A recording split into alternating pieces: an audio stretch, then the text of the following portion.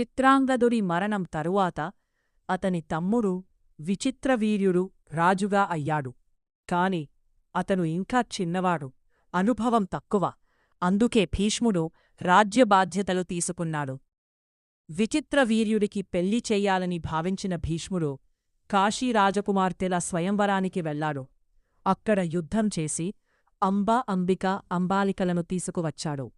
కాని అంబకు ఒక రహస్యముంది. ఆమె ఇప్పటికీ శల్వరాజును ప్రేమించేది.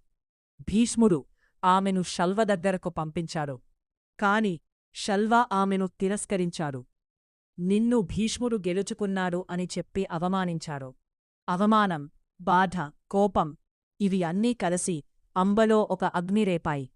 ఆమె ప్రతిజ్ఞ చేసింది, భీష్ముడి మరణానికి నేనే కారణమవుతాను.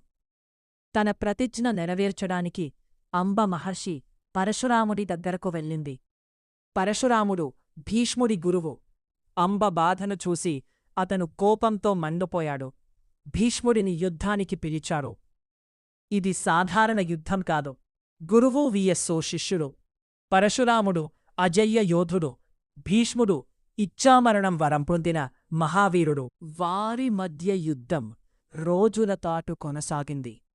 భూమి కంపించింది. దేవతలు కూడా భయపడ్డారు. చివరికి ఈ యుద్ధానికి ముగింపు రాలేదు. ఎవరూ ఓడిపోలేదు.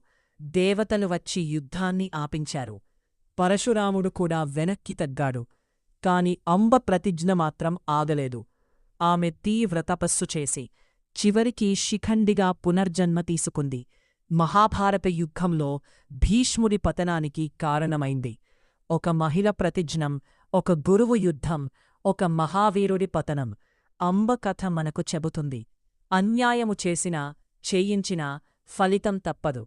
ఇంకా ఇలాంటి కథల కోసం సబ్స్క్రైబ్ చేయండి.